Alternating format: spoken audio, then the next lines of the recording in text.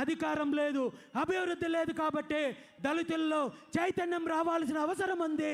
ఈ ఉద్యమంలో కలిసి రావాల్సిన చారిత్రాత్మకమైన అవసరం ఉందని చెప్పి ఈ సందర్భంగా పిలుపునిస్తున్నాను.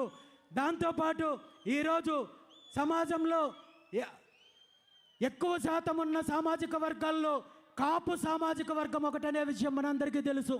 కానీ బీసీలను, దళితులను ఏ విధంగా ఈ దోపిడీ పార్టీలు ఉపయోగించుకుంటున్నారో కాపులను కూడా అదే రకంగా పదవులో లేదంటే మరొక రకంగానో చూపించి ఎరవేసి వంచే ప్రయత్నం చేస్తున్నారు తప్ప కాపులకు అభివృద్ధి లేదు, అదేవిధంగా అధికారం లేదు, నిధులు లేదనే విషయాన్ని గుర్తించాల్సిన అవసరము కాపు సామాజిక వర్గానికి ఉంది.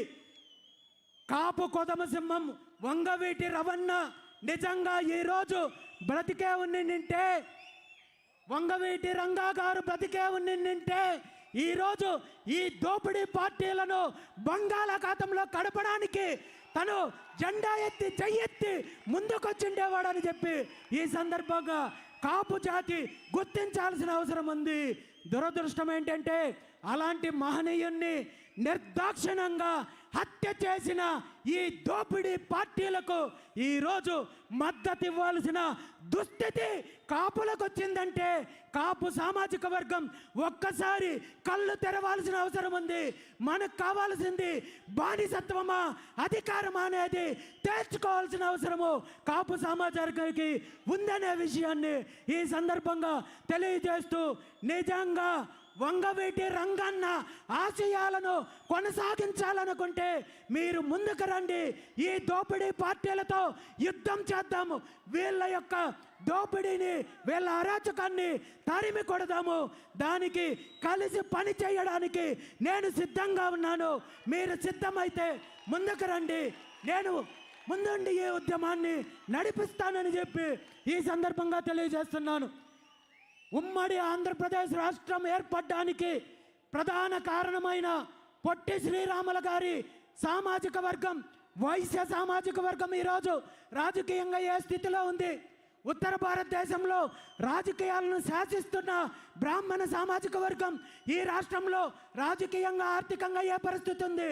ప్రతి ఒక్క సామాజిక వర్గము ఆలోచించాల్సిన అవసరము వచ్చింది. ఖచ్చితంగా ఈ దోపిడీ పార్టీల యొక్క పరిపాలన, అరాచకము భవిష్యత్తులో కొనసాగితే ఈ రాష్ట్రంలో మనకు మిగిలేది చిల్లి గవ్వ కూడా ఉండదు, బిచ్చమెత్తుకునే పరిస్థితి కూడా ఉండదు.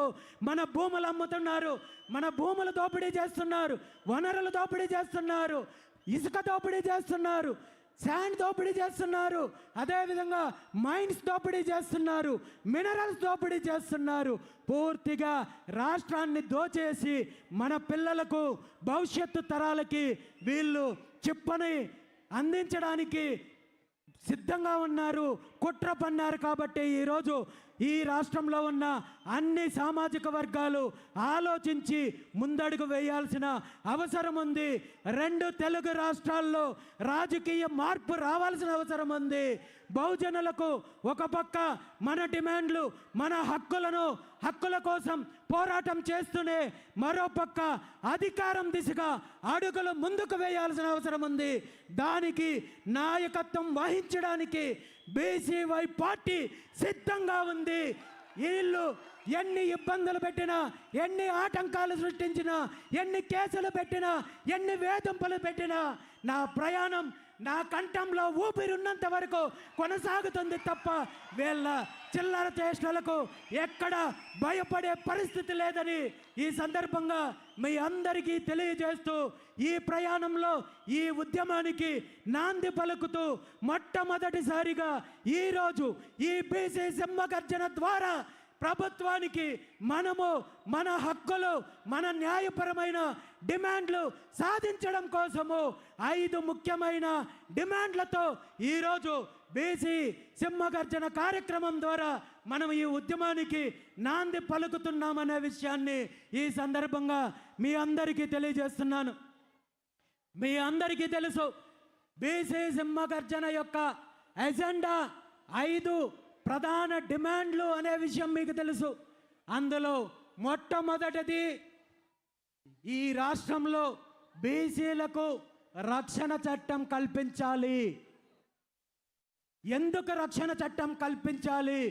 నిజంగా బీసీలకు రక్షణ చట్టం కల్పించాల్సిన ఆవశ్యకత ఈ రాష్ట్రంలో ఉందా లేదా అనే విషయము నాకంటే, మీకంటే, మనందరికంటే, బహుజనులందరికంటే, బీసీలందరికంటే ప్రస్తుత ముఖ్యమంత్రి చంద్రబాబు నాయుడు గారికి బాగా తెలుసు. ఎందుకంటే తను ప్రతిపక్షంలో ఉన్నప్పుడు ఆనాటి ప్రభుత్వం జగన్మోహన్ రెడ్డి గారి ప్రభుత్వ హయాంలో బీసీల పైన దాడులు జరుగుతున్నాయి, హత్యలు జరుగుతున్నాయి, బీసీలను వేధిస్తున్నారు అని చెప్పి నేను అధికారంలోకి వస్తే 100 రోజుల్లో బీసీలకు రక్షణ చట్టాన్ని అమలు చేస్తానని చెప్పి ఊరు వాడ బహిరంగ సభల్లో, పాదయాత్రల్లో ముఖ్యమంత్రి చంద్రబాబు నాయుడు గారు, వాళ్ళ పుత్రరత్నం నారా లోకేష్ గారు, వాళ్ళ పార్టీ మేనిఫెస్టో, వాళ్ళ కార్యకర్తలు దండోరా వేసే కార్యక్రమం చేశారు. మరి ఈరోజు అధికారంలోకి వచ్చి 20 నెలలు కావస్తోంది. ఈ 20 నెలల కాలంలో బీసీల పైన, బీసీ నాయకుల పైన, బీసీ మహిళల పైన, బీసీ ఉద్యోగస్తుల పైన అనేక రకాల దాడులు జరిగాయి, అరాచకాలు జరిగాయి, హత్యలు జరిగాయి. ఇదే అధికార తెలుగుదేశం పార్టీకి సంబంధించిన బీసీ కార్యకర్తల్ని నిర్దాక్షిణ్యంగా హత్య చేసినప్పటికీ కూడా ఈ రోజు వరకు ముఖ్యమంత్రి కానీ, లోకేష్ కానీ, అధికారంలో ఉన్న పార్టీ కానీ ఏ ఒక్కరూ రక్షణ చట్టం గురించి కనీసం నోరిప్పే పరిస్థితి లేదు. తేలుగుట్టిన దొంగల్లాగా ఈ 18 నెలల కాలంలో ఎన్ని రకాలుగా రక్షణ చట్టం యొక్క ఆవశ్యకత గురించి బీసీ నాయకులు, సంఘాలు, బీసీవై పార్టీ పోరాటం చేసినప్పటికీ కూడా ఒక్క అడుగు కూడా ముందుకు వెయ్యని పరిస్థితి ఉంది. దీని మీద ప్రభుత్వం నిర్ణయం తీసుకోకపోగా మరీ ఘోరంగా వీళ్ళ యొక్క తోకపత్రిక ఏదైతే ఉందో ఈనాడు ద్వారా తప్పుడు రాతలు రాసే ప్రక్రియను కొనసాగిస్తున్నారు.